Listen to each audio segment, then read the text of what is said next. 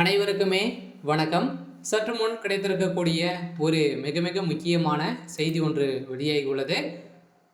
சற்று முன் பரபரக்கும் தமிழகம், முதல்வர் ஸ்டாலின் பதவி பறிப்பு, வெடிக்கும் கலவரம், இது மாதிரி செய்திகள் வெளியாகிருக்கு.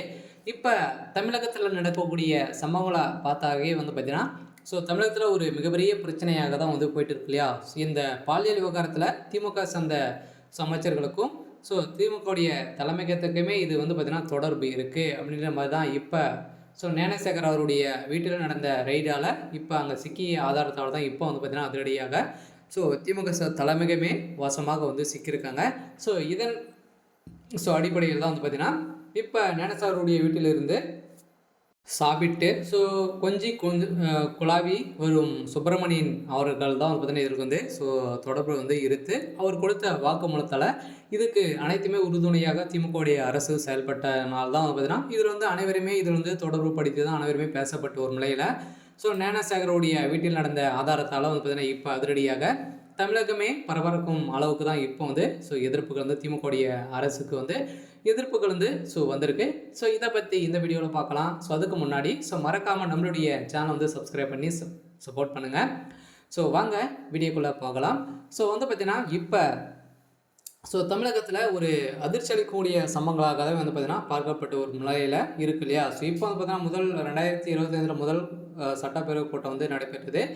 இதிலும் அங்கு பார்த்தீங்கன்னா கேள்விகள் எழுப்பப்பட்டு இருந்த நிலையில் இந்த கேள்வியின் அடிப்படையில் இப்போ ஆளுநர் RN ரவி அவர்கள் என்ன முடிவு எடுக்க போகிறாரு அப்படின்றது தான் ஒரு பெரிய கேள்விக்குறியாக இருக்குது. இருந்தாலும் இந்த வழக்கின் அடிப்படையில் உச்சநீதிமன்றமே பார்த்தீங்கன்னா தாமாக முன் விசாரணைக்கு எடுத்துக்கொண்டு இப்போ விசாரணை நடத்திட்டு வரும் நிலையில் தான் இப்போ இதில் திமுக சேர்ந்த பிரமுகர் ஞானசேகர் அவர்களும் அவர் கொடுத்த வாக்குமூலத்தால் அமைச்சர் சுப்பிரமணியன் ரகுபதி அவங்களுக்கெல்லாம் இதில் தொடர்பு இருக்குது. இதைத் தொடர்ந்து உதயநிதி அவர்களும் இதில் பார்த்தீங்கன்னா அவருடைய பேரும் அடிபட்டு வந்திருக்கும் நிலையில் அவருடைய பேர் ஏற்கனவே இவருக்கு நெருங்கிய நபராக தான் இருந்துட்டு வரும் நிலையில் தான் இப்போ அவருடைய சொத்துக்கள் அனைத்துமே பார்த்தீங்கன்னா 1000 கோடிக்கு மேலே பார்த்தீங்கன்னா அவருடைய சொத்துக்களே இருக்குது. அதனால் இதுக்கு அனைத்துமே திமுக சார்ந்த அமைச்சர்கள் தான் இவருக்கு சப்போர்ட்டாளர்கள் தான்.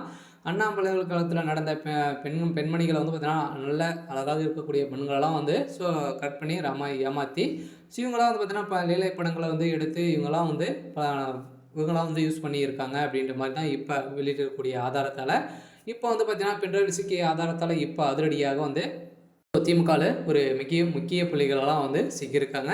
அதனால் தமிழகமே பெரும் பேசும்பொருளாக மாறி இருக்கும் நிலையெல்லாம் இப்போ இதற்கு உறுதுணையாக திமுகவுடைய அரசு போயிருக்கு. இதன் காரணத்தில் முதல்வர் ஸ்டாலினுடைய தலைமையகம் சரியில்லை அப்படின்ற மாதிரி தான் இப்போ பேசப்பட்ட ஒரு நிலையில் தான் அவர் திடீர்னு அவருடைய பதவி பறிக்கப்பட்ட சம்பவம் தான் அங்கு மிகப்பெரிய கலவரங்களாக வெடித்திருக்கு. சரி, ஓகே. இன்னைக்கான அப்டேட் இதுதான். மறக்காமல் நம்மளுடைய சேனலை சப்ஸ்கிரைப் பண்ணிக்கோங்க. தேங்க்யூ.